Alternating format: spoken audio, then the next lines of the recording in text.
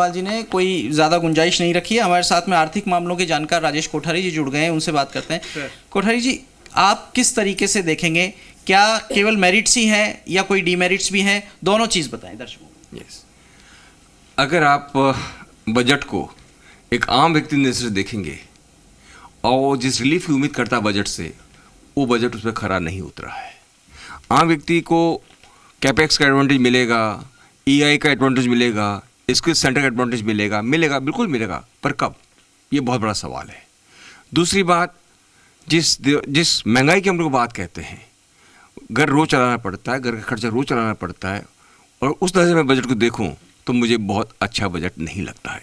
दीर्घकालीन विकास की बात करूं, मैं इंफ्रास्ट्रक्चर सुधार की बात करूं, रेलवे डेवलपमेंट की बात करूं, और एक ऐसे भारत की कल्पना करूं जो विश्व के अंदर बहुत तेजी से आगे बढ़ेगा, उस तरह से मैं जब देखता हूं तो ये मुझे संतोष भी देता है। ये अपने घर की छत पर ही फल और सब्जियां उगाते हैं, महीने का 40 से 50 हजार कमाते भी हैं। इनसे सीखना है तो फ्रीडम ऐप को अभी डाउनलोड करो। और ये खुशी इस बात की है कि हम कोविड जैसे महामारी को पीछे छोड़ते हुए आज सबसे ज़्यादा विकास दर की हम लोग बात करने की कोशिश करते हैं। पर इसके साथ 3 चीज़ें मेरी कंसर्न भी है। जो सरकार की जो हालत है अंदर से, वो खोखली है। हमारा जो विदेशी ऋण है, जो ऋण जिसे हम ले सकते हैं, वो 85% तो जीडीपी का आज तक हो चुका है। 11 लाख करोड़ के जीडीपी का 2%। सुनील जी कुछ कहना चाह रहे हैं। सुनील जी, ठीक करिए फिगर को।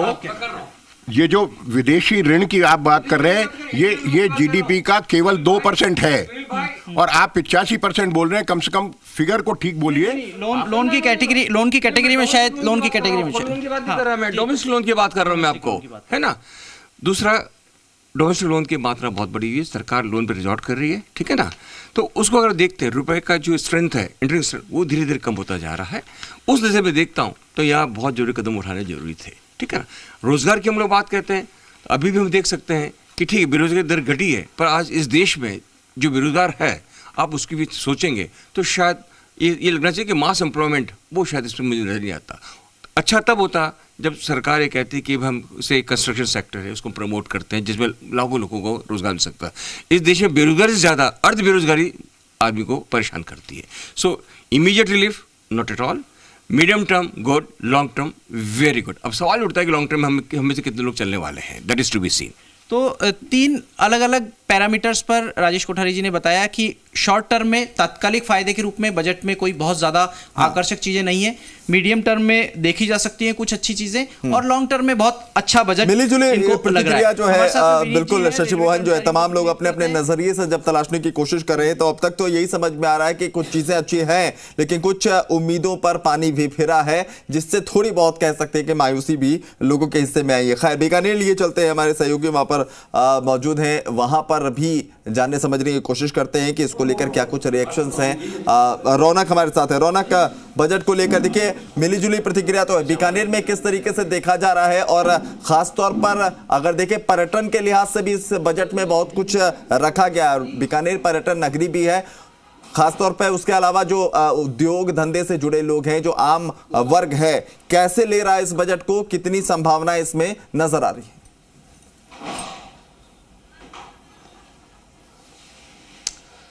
जी बिल्कुल, देखिए लगातार हम चर्चा कर रहे हैं क्योंकि आम बजट जो है आम लोगों के बीच में आ चुका है। जो क्या उम्मीदें थी, किस तरह थी, तमाम एक्सपर्ट्स मेरे साथ मौजूद है। पीएस वोरा है, आर्थिक मामलों के विशेषज्ञ है। क्या कहेंगे, देखिए जिस तरह से बजट आया, किस तरह की प्रतिक्रिया आपकी तमाम वर्गों को लेकर? मुझे लगता है कि ये मोदी सरकार ने बहुत बेहतरीन बजट दिया है, क्योंकि पिछला साल जो है जब हमने गोरों को पीछे छोड़ा, तो इस बजट के माध्यम से सरकार ने एक पूरा संदेश पूरे वर्ल्ड को दे दिया है कि अब इंडिया किसी से पीछे रहने वाला नहीं है। एक ये रिफॉर्म्स का बजट है, और इस रिफॉर्म्स ने 2 तरीके से प्रेजेंट किया इस बजट ने। पहला, कैपिटल इन्वेस्टमेंट को बढ़ाया है, दूसरा आम आदमी को रिलीफ दी है। आज से पहले कभी इस तरीके से नहीं देखा गया है कि ग्रोथ ओरिएंटेड बजट भी हो और लिक्विडिटी को भी मार्केट में बढ़ाया जाए। तो एक आम आदमी को रिलीफ मिली है, और पूरा इस बजट में ग्रोथ दिख रही है, क्योंकि कैपिटल इन्वेस्टमेंट अगर 10 लाख करोड़ का है, जिसमें 33% का राइज हुआ है, तो निश्चित रूप से ये भारत की शक्ल आने वाले समय में बदलेगा। और आम आदमी बहुत लंबे समय से टैक्स में रिलीफ चाहता था, क्योंकि महंगाई बहुत ऊपर वाले लेवल पे रही है पिछले साल। तो सरकार को बहुत अप्रिशिएट करना चाहिए कि सरकार ने दोनों लोगों का ध्यान रखा है। अब वो चुनाव के मद्देनजर रखा है या किस पर्पस से रखा है, ये कहना अभी उचित नहीं है, लेकिन हाँ, बजट बहुत अच्छा है, डेफिनेटली पॉजिटिव बजट है। कमल कल्ला जी मेरे साथ है, वुलन इंडस्ट्री से जुड़े हुए हैं, उद्योगपति हैं, पॉलिटिकल लीडर है। किस नजरिए से देख रहे हैं जब बीकानेर की बात आती है, पर्यटन नगरी, पर्यटन व्यवसाय को बढ़ाने की बात हालांकि इस बजट में कही गई है, आप किस नजरिए से देख रहे हैं, इंडस्ट्री के तौर पर भी और पॉलिटिकल तौर पर? अगर आप बीकानेर की बात करेंगे तो पिछले 10 साल के मोदी सरकार के कार्यकाल में बीकानेर को कुछ भी मिला हो बड़ा केंद्र सरकार से तो वो बताए। दूसरी बात आपने जो कही अभी कि ये बजट मोदी सरकार जब से बनी है, बल्कि जब से मोदी जी को प्रधानमंत्री पद का घोषणा की गई थी, उम्मीदवार घोषित किया गया था, तब से उनके दिमाग में गांधी परिवार और राहुल गांधी जी का डर कहीं ना कहीं तरीके से बाहर निकल रहा है। पहले वो मजाक के रूप में निकलता था, आज इस यात्रा से और राहुल गांधी जी के किसान आंदोलन के डर से, आप किसानों के नाम से जो निधि गई हो, फिर एक आंकड़ों का मकड़ जाल में जनता को फंसाया जा रहा है। उसी तरीके से नरेगा पर बिल्कुल ध्यान नहीं देना, इसका मतलब सरकार गरीबों से दूर होकर अमीरों के लिए योजनाएं बनाई जा रही है। तो सरकार को गरीब पर ध्यान रखना चाहिए, गरीब के कल्याण में सरकार का कल्याण। और राजकोषीय घाटा पर सरकार फिर एक बार पहले था उसके करीब करीब बराबर है। इसका मतलब आमदनी ना होने के बावजूद सरकार अपने घाटे नहीं कम कर पा रही है। इसका मतलब कहीं ना कहीं सरकार में बैठे लोग इस चीज को मैनेज नहीं कर पा रहे हैं और इसमें भ्रष्टाचार की बू आ रही है। तो कहीं ना कहीं देखिए अपनी अपनी राय है, और यहाँ पर जिस तरह से पॉलिटिकल लीडर साफ तौर पर कह रहे हैं, आप क्या कहेंगे? एक सीए के तौर पर बात करें, जिस तरह से वोरा साहब ने आर्थिक विशेषज्ञ के तौर पर उन्होंने अपनी बात रखी, एक सीए के तौर पर क्या बात रखी है? विकासशील बजट है, आने वाले टाइम में इसकी छवि आपको लोगों के ऊपर दिखने लग जाएगी। ये जो 10 लाख करोड़ का सरकार ने घोषणा की है, लगता है इसका जो ओवरऑल इफेक्ट होगा लोगों के ऊपर लगेगा।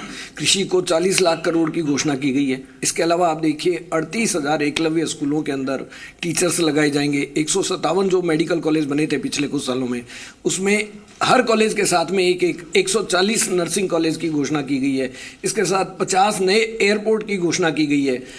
मछली पालन के ऊपर 6,000 करोड़ का घोषणा की। देखिए पैसे की घोषणा तो बहुत हुई है, इसका इम्प्लीमेंटेशन।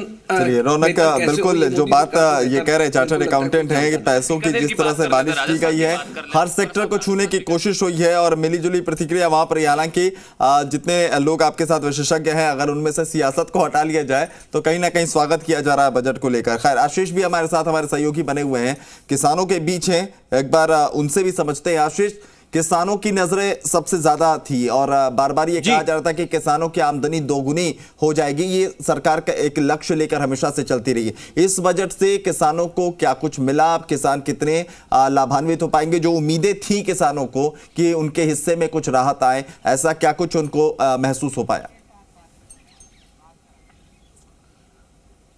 जी देखिए, पिछले कई समय से देश में ये चर्चा चल रही थी कि मोटे अनाज को बढ़ावा देने के लिए सरकार किस तरह के फैसले लेगी, क्योंकि पूरे देश ही नहीं पूरी दुनिया में मोटे अनाज अब डिमांड जो है वो लगातार बढ़ती जा रही है। और देश में मोटे अनाज की डिमांड किस तरीके से बढ़े, और उसके लिए मोदी सरकार ने बड़ी घोषणा की है, जिसमें मोदी सरकार ने श्री अन्न योजना की यहाँ पर घोषणा की है मोटे अनाज को बढ़ावा देने के लिए। मैं सीधा खेतों में मौजूद हूँ, किसानों से ये चर्चा करूंगा कि आखिरकार किस तरह की यहां पर जो घोषणा है मोदी सरकार ने की गई है। मोटे अनाज की यहां पर लगातार मांग चल रही थी सरकार से भी कि योजना लेकर आए, और बहुत लंबे समय से चर्चा भी चल रही थी। क्या समझते हैं आप, मोटा अनाज देश के लिए जरूरी है, और योजना आप लेकर आए तो कहीं ना कहीं जो डिमांड है वो भी बढ़ेगी? अब मैं सबसे पहले हमारे प्रधानमंत्री मोदी जी को धन्यवाद देता हूं कि हमारे किसानों के लिए भी कुछ सोचा उन्होंने, और मोटे अनाज की कैसे उत्पादन हो, किस तरीके से हो, क्योंकि मोटे अनाज हम खूब खाते हैं, सर्दियों में खूब काम आता है, लेकिन हमारी आय कैसे बढ़े ये मोदी जी ने हमारे लिए सोचा है। और मैं जी मीडिया को भी धन्यवाद देता हूं कि हमारे बीच में आकर इस तरीके के मुद्दों को हमारे कवर कर रहे हैं। मैं जी मीडिया के पूरे परिवार को धन्यवाद देता हूं। और मैं हमारे किसानों के आय कैसे बढ़े, मैं मोटे अनाज के लिए उसी तरीके से मैं मोदी जी से भी प्रार्थना करता हूं कि मोदी जी हमारे किसानों के हित में सोचते आए हैं और सोचते रहेंगे, और आगे भी इसी तरीके की कोई योजना लाके हमारे किसानों का भला हो। तो बहुत बहुत मैं धन्यवाद देता हूं, आभार प्रकट करता हूं। मोटे अनाज के साथ साथ अब डिजिटल का जमाना है, आपको लगता है कि जो अब किसान है वो डिजिटल होगा, क्योंकि मोदी सरकार ने इसकी भी घोषणा की है? हाँ, की ना, मोदी सरकार ने की है।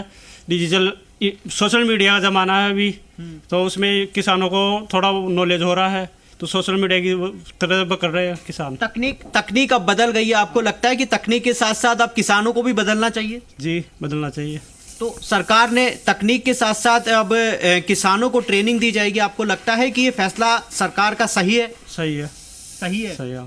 बिल्कुल। देखिए, अब किसानों को ट्रेनिंग भी दी जाएगी और भी हमारे साथ यहाँ पर किसान है, वो यहाँ पर मौजूद हैं, उनसे हम चर्चा करते हैं। सबसे बड़ी बात यह है कि किसान वर्ग जो है अब तकनीक के साथ साथ जुड़ रहा है। आपको लगता है कि और लोगों के साथ साथ किसानों को भी अब तकनीक के साथ जुड़ना चाहिए, क्योंकि मोदी सरकार ने इसमें घोषणा की है? क्या लगता है ये सही है? जी, अभी जो बजट की घोषणा हुई है केंद्र सरकार द्वारा, माननीय मोदी जी केंद्र की घोषणा हुई है, सीतारमण जी ने घोषणा की है, उसमें घोषणा में ड्रोन से खेती करना सिखाया, इलेक्ट्रॉनिक तरीके से खेती करना सिखाया, उन संसाधनों से कैसी खेती करना सिखा रही है। मैं मोदी सरकार, मैं सीतारमण जी का आभार व्यक्त करना चाहूँगा, जो किसानों के बारे में सोच रहे हैं, आम जन के बारे में सोच रहे हैं, क्योंकि भारत एक कृषि प्रधान देश है और इसमें किसान काफ़ी महत्वपूर्ण भूमिका में रहता है। आशीष, मैं चाहूंगा कि एक सवाल उन किसानों से आप एक जानना चाहेंगे। आशीष, अगर आप सुन पा रहे हैं मुझे, एक सवाल पूछिए। अमूमन जो इसके पहले हमने बहुत सारे बजट देखे हैं, एक परंपरा से बन गई थी कि जब किसानी की बात होगी तो बजट में जो है उन्हें सब्सिडी दे दिया जाए, उनके लिए कोई घोषणाएं कर दी जाए, जो फौरी राहत होती थी वो देकर कहा जाता था कि किसानों के लिए हमने किया है और किसान खुश होते थे। लेकिन अब जो एक ट्रेंड बदल रहा है कि किसानों को जो है ड्रोन के जरिए, जैसे जिक्र भी हो रहा था कि उन्हें कैसे खेती में उसका इस्तेमाल करें, डिजिटल चीजों को कैसे उसमें सम्मिलित करें, और इस तरह से जो किसानों को एक अपग्रेड करने की कोशिश है। उससे फौरी राहत तो नहीं है, लेकिन इससे लॉन्ग टर्म बहुत फायदा है कि खेती किसानी को। ये एक जो ट्रेंड बदल रहा है, किसान कैसे ले रहे हैं इसको? बिल्कुल, मैं किसानों के बीच में हूं और इन्हीं से पूछता हूं।